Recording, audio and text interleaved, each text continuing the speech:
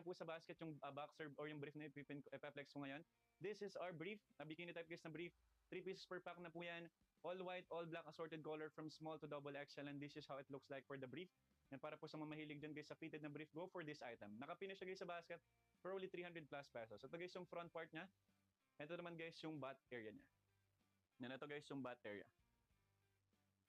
So yan guys, check out na po tayo. Kung gusto nyo guys mapagsayo ka ng Elias Dance Challenge naman, or while wearing a boxer brief, you need to check out guys.